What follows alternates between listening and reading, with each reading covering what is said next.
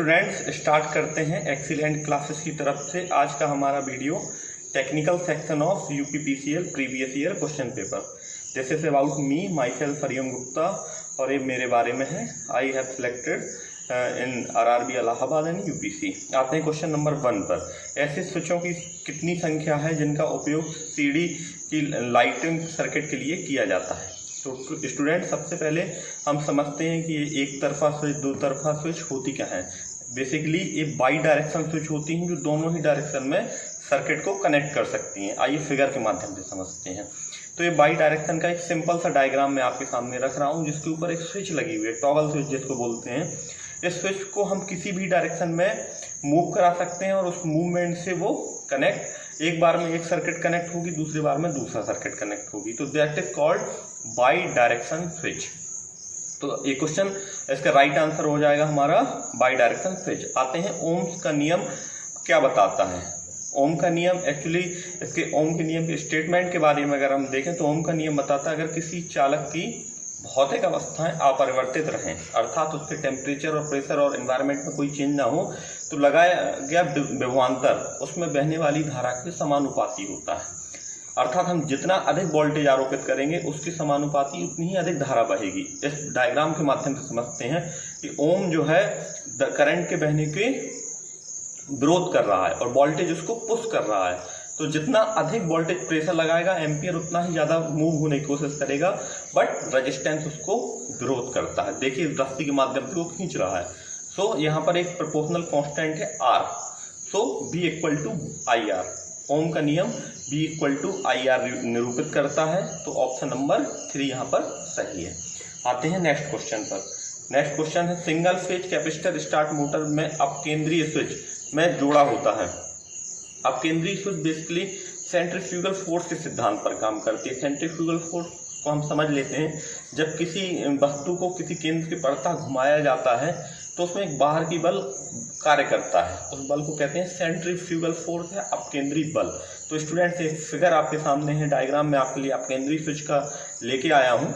तो इसमें हम समझ सकते हैं जब ये रोटेट करती है तो बाहर की तरफ स्प्रिंग उसको खींचने की कोशिश करेगी। That is called starting winding के साथ सीरीज में इसका कनेक्शन होता है। तो ऑप्शन नंबर 3 यहाँ पर सही है। Single phase capacitor star motor का सीरीज के साथ कनेक्शन होगा। किसी सिंगल फेज मोटर के चक्रण की दिशा किसके द्वारा बदली जाती है? बेसिकली ये पूछ रहा है कि अगर हमारी मोटर एक दिशा में घूम रही है और उस दिशा को हम रिवर्स करना चाहते हैं, बदलना चाहते हैं, तो हमें क्या करना होगा?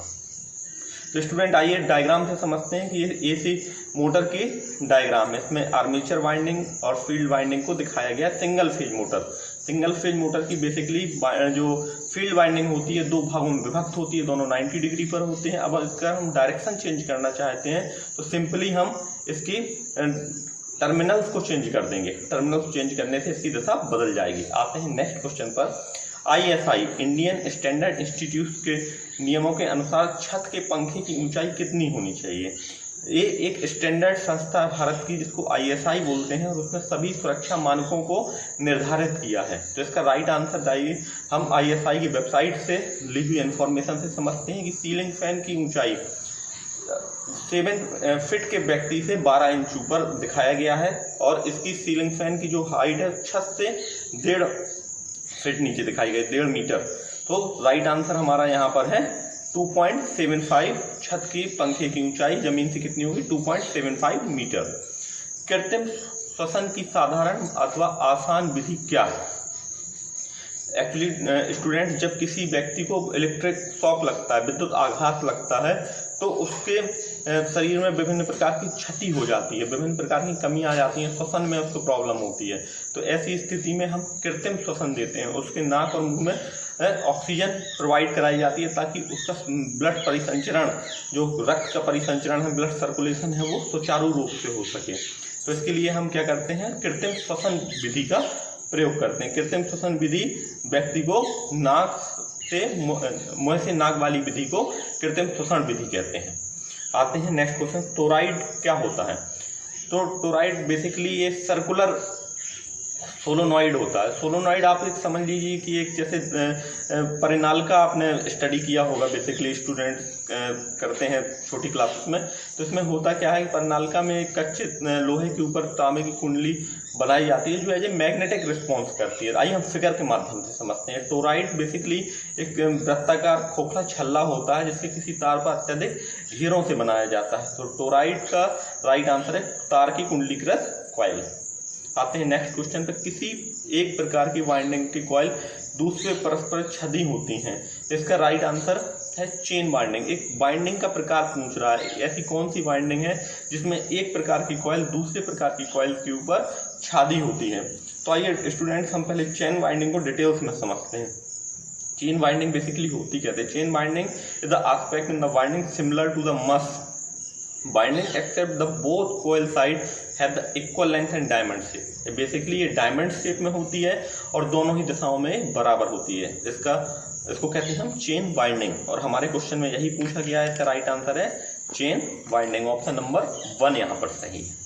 आते हैं हम नेक्स्ट क्वेश्चन पर। What is the use of N armed wire in cable. Arm wire का केबल में क्या इंपॉर्टेंस है? तो स्टूडेंट्स इसका बेसिकली यूज है मैकेनिकल प्रोटेक्शन देने के लिए। मैकेनिकल प्रोटेक्शन मतलब कि यांत्रिक सहायता, यांत्रिक सपोर्ट देने के लिए। आइए हम आर्म्ड केबल के फिगर से उसको समझते हैं। तो स्टूडेंट्स जैसे कि हम स्क्रीन पर देख पा रहे हैं, आर्म्ड केबल है जिसको हम मैकेनिकली सपोर्ट करने के लिए इलेक्ट्रिकल पावर डिस्ट्रीब्यूशन में इसका यूज होता है। और ये हार्ड वायर केबल होती है डिजाइन फॉर सप्लाई इलेक्ट्रिसिटी। तो ऑप्शन नंबर 4 हमारा यहाँ पर सही है, मैकेनिकल प्रोटेक्शन। ओके स्टूडेंट्स, आते हैं नेक्स्ट क्वेश्चन पर। प्रदीप्ति की इकाई क्या है? ल्यूमिनेसेंस। ल्यूमिनेसेंस मीन्स होता है किसी प्रकाश को हम इल्यूमिनेट कर रहे हैं तो एक पर्टिकुलर एरिया में एक पर्टिकुलर डिस्टेंस के बाद, एक निश्चित दूरी के बाद हमें उसकी कितनी प्रदीप्ति मिल रही है, इसको कहते हैं ल्यूमिनेसेंस।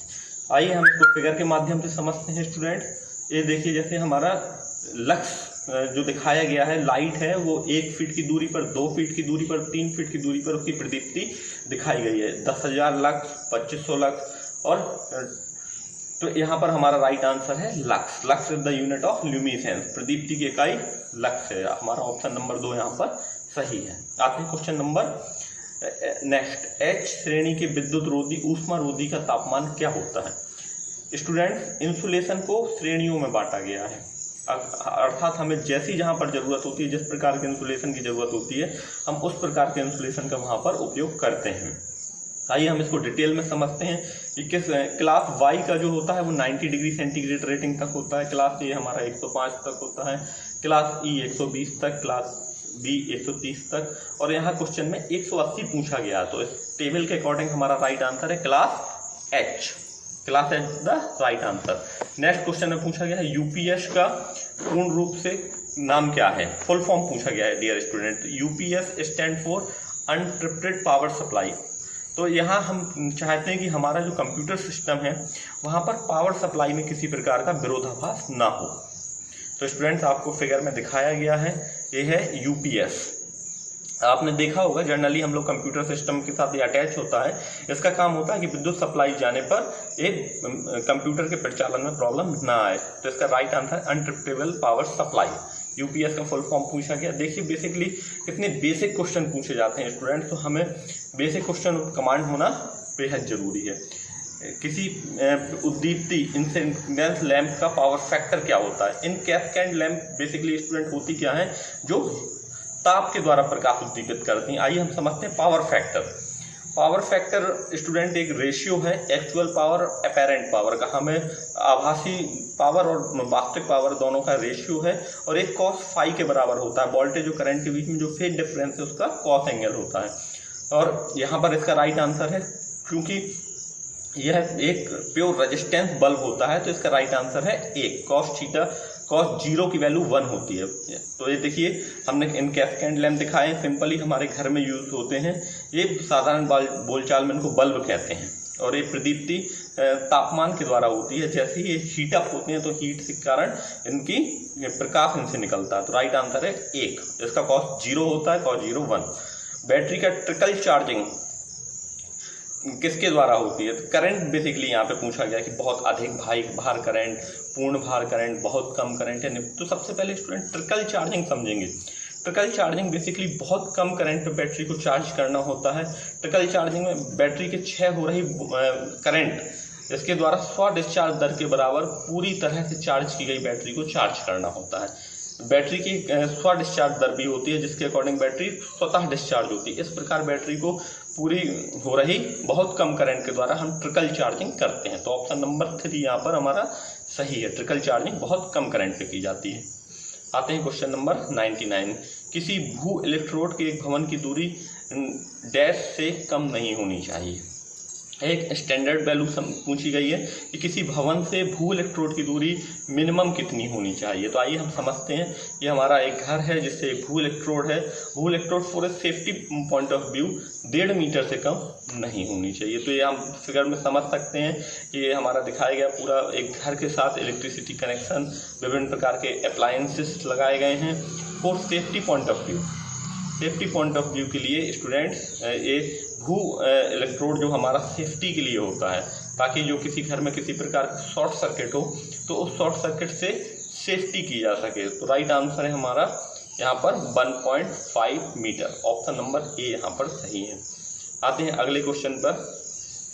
किसकी पहचान एंड रूल द्वारा की जाती है। स्टूडेंट्स एंड रूल जैसे हम जानते हैं किसी भी चुंबक के सिरे एन और पी और एन की तरह, एन और एस की तरह, नॉर्थ और साउथ पोल की तरह रिएक्ट करते हैं, तो हमारी चुंबकीय ध्रुवों की पहचान एंड रूल के द्वारा की जाती है। तो हमारा राइट आंसर है ऑप्शन नंबर 2।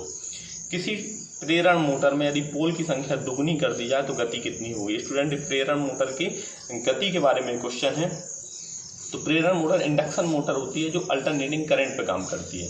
तो स्टूडेंट हम जानते हैं कि अगर किसी मोटर की जो स्पीड होती है वो 3 पैरामीटर पर डिपेंड करती है, number of poles, frequency and RPM.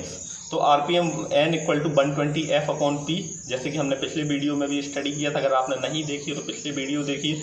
आइए हम इससे समझते हैं कि frequency is the product of poles and number. तो यहाँ पर हम ड्राइव किया था हम लोगों ने पिछले वीडियो में कि frequency = P/N, P is the number of pole as the RPM पे रिलेशन है फ्रिक्वेंसी और पी और एन में। तो यहाँ पर स्टूडेंट अगर हम पोल की संख्या आधी करेंगे तो स्पीड हमारी डबल हो जाएगी।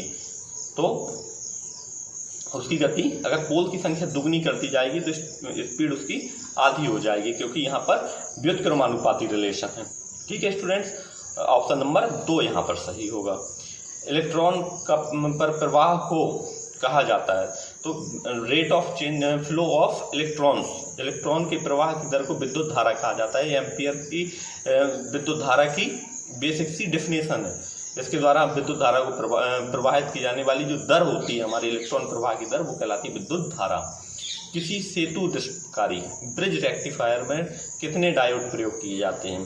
तो जैसे ही नाम से पता चल रहा है कि जो हमारे ब्रिज 4 डायोड्स, एक होता है पूर्ण दृष्टकारी, एक होता है अर्ध तरंग दृष्टकारी। अगर अर्ध तरंग दृष्टकारी का क्वेश्चन होता है यहाँ पर तो ऑप्शन नंबर हमारा होता 2 डायोड। लेकिन ये पूर्ण दृष्टकारी और ब्रिज रेक्टिफायर के बारे में डियर स्टूडेंट, तो ब्रिज रेक्टिफायर में 4 डायोड होते हैं और यहाँ पर हमारा ऑप्शन नंबर 3 4 डायोड आंसर सही होगा। तो स्टूडेंट आज का था ये हमारा टेक्निकल सेक्शन। इसी तरह जुड़े रहिए।